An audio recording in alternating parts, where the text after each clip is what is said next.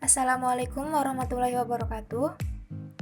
Halo Sobat Latsar, kami dari kelompok 2A, Angkatan 21 Latsar CPNS BMKG golongan 3. Kami akan membahas mengenai pelayanan publik ala Jepang dari sebuah artikel yang berjudul Kita Harus Banyak Belajar dari Jepang. Adapun anggota kelompok kami yaitu Miguel Kristantio, Erdin Krismanto, Fahrial Nur Effendi, Fajarudin Asidik, dan Fauzia Horondianti. Kami diampu oleh Ibu Nurhayati MSc. Dalam presentasi ini, kami akan membahas mengenai apa yang patut diteladani dari artikel tersebut. Adapun outline yang kami bahas yang pertama, apa kelebihan pelayanan publik di Jepang, kemudian nilai-nilai apa saja pelayanan publik yang dibangun di Jepang, kemudian lesson learned dari artikel budaya kerja di Jepang tersebut. Yang keempat, prasyarat di Indonesia supaya pelayanan publik kita seperti di Jepang. Dan yang terakhir, alternatif kebijakan untuk pelayanan publik di Indonesia. Layaknya sekelompok semut, tidak ada semut yang diam termanggu, apalagi membaca koran. Seluruh karyawan kantor senantiasa bergerak dari saat bel mulai kerja hingga pulang larut malam. Saling sapa dan ramah seperti semut bertemu koloninya juga selalu terpancar dari wajah para pelayan publik tersebut. Adapun kelebihan pelayanan publik pada studi kasus Jepang, yang pertama adalah kebanggaan profesi sebagai abdi negara, di mana kebanggaan yang menutupi penghasilan yang tidak berbeda dengan profesi yang lain. Lalu kemudahan dalam birokrasi. Dari sisi administrasi dan birokrasi pun diberikan pelayanan secara profesional dan memadai.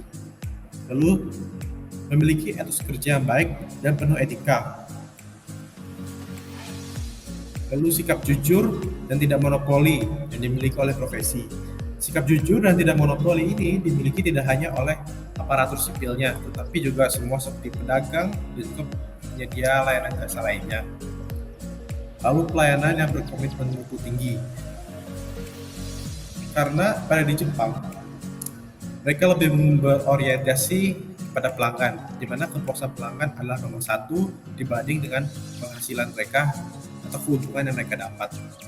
Lalu memiliki sistem yang terstruktur dan rapih, yang artinya mereka sudah sampai pada sistem di mana hanya butuh satu orang untuk membuat decision maker atau pembuat di mana sistem itu akan berjalan dengan sendirinya. Lalu yang terakhir tidak diskriminatif. Nilai pelayanan publik yang dibangun di Jepang adalah bertanggung jawab, kejelasan dan kepastian waktu, keramahan, akurasi, kedisiplinan, kesopanan. Kemudian selanjutnya adalah lesson learned yang dapat kita peroleh dari artikel tentang budaya dan pelayanan publik di Jepang, yaitu sebagai berikut. Yang pertama, banggalah terhadap profesi kita. Rasa bangga terhadap pekerjaan akan menimbulkan motivasi yang tinggi untuk memajukan instansi. Yang kedua, kejujuran adalah modal utama. Pepatah mengatakan bahwa kejujuran adalah mata uang yang berlaku dimanapun. Dengan kejujuran, sistem yang ada akan lebih cepat maju, efisien, dan mudah diterima oleh semua orang. Yang ketiga, cerdaslah dalam bekerja. Bekerja dengan cerdas sangatlah dibutuhkan.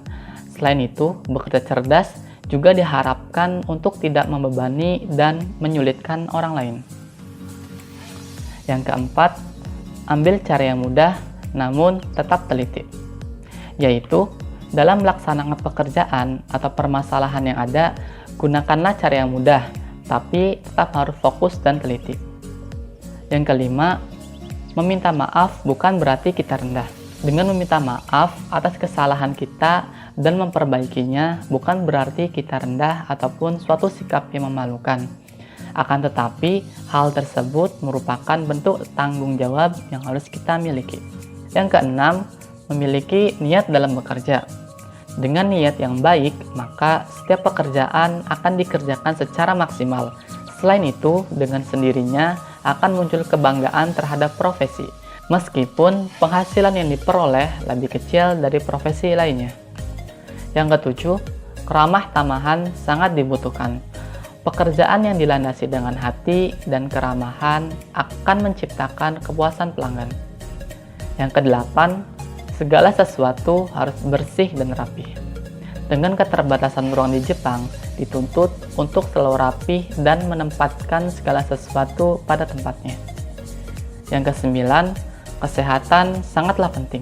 Pemerintah dan rumah sakit di Jepang sangat mengerti betul bahwa hanya orang yang sehat sajalah yang dapat memajukan bangsa dan negara, sehingga kesehatan merupakan salah satu bidang yang sangat diperhatikan. Yang ke-10, jangan diskriminatif. Sudah sepatutnya kita memberikan pelayanan tanpa pandang bulu dan menganggap semua pelanggan mempunyai hak yang sama. Kemudian yang terakhir yaitu kepercayaan adalah kunci. Sikap saling percaya di Jepang mengakibatkan semua pelayanan publik terlaksana dengan cepat dan memudahkan urusan semua masyarakat di Jepang. Masalah selanjutnya yakni identifikasi prasyarat yang harus dimiliki oleh Indonesia agar dapat memiliki pelayanan yang seperti Jepang. Yang pertama, memiliki etos kerja yang tinggi.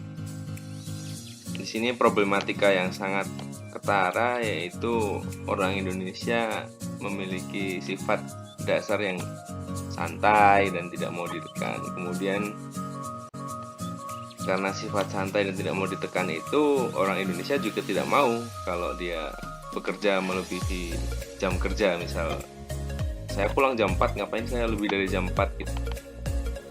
Kebalikan dengan orang Jepang yang mengutamakan kinerja. Hal ini dapat diatasi dengan yang pertama, pemberian penghargaan yang lebih kepada pegawai yang prestasi, kemudian pemotongan pendapatan atau penghasilan secara ekstrim untuk pegawai yang berkinerja buruk.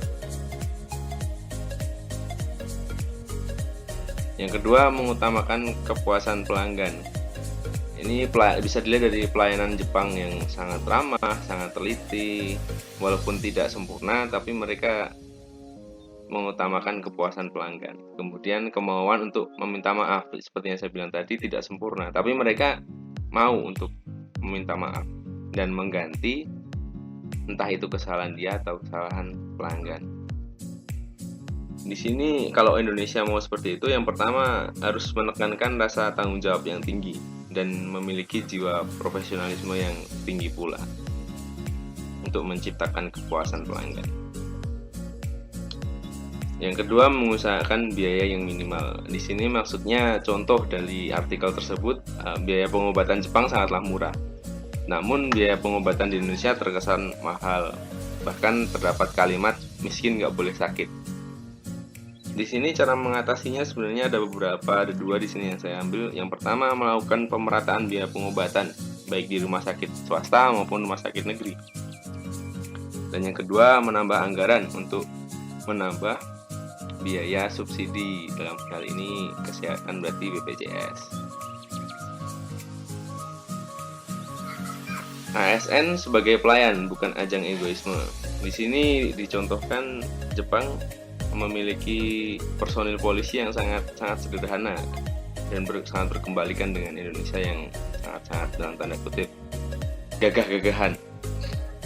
Kemudian pola pemikiran bersih serta jujur. Untuk mencapai ini, Indonesia perlu pembenahan moral dan pendidikan etika publik seluruh anggota ASN. Dan yang terakhir, peran masyarakat yang mendukung. Masyarakat Jepang memiliki etikat yang baik dan mendukung untuk terselenggaranya pelayanan publik yang profesional. Kedisiplinan masyarakat yang sangat tinggi juga memudahkan terciptanya pelayanan masyarakat yang cepat.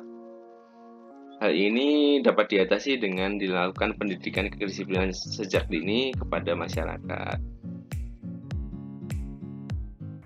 Selanjutnya, kita bahas mengenai alternatif kebijakan di Indonesia, yaitu dengan menyederhanakan prosedur pelayanan. Proses yang berbelit-belit dapat mengurangi kepuasan pelanggan atau konsumen.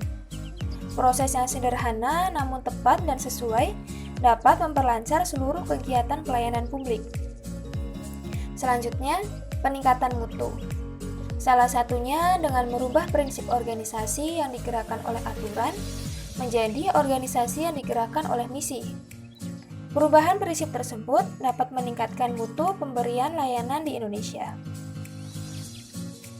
Kemudian, mengembangkan sumber daya manusia yang profesional. Aparatur yang selama ini terkesan minta dilayani menjadi melayani. Aparatur yang berorientasi pemberdayaan menjadi aparatur yang memberdayakan masyarakat. Aparatur yang memiliki sikap keterbukaan dalam melaksanakan asas tanggung gugat. Selanjutnya, privatisasi, yaitu bagaimana kontrol dan pengawasan pemerintah terhadap pihak swasta yang menjalankan pelayanan publik. Sekian presentasi dari kami. Wassalamualaikum warahmatullahi wabarakatuh.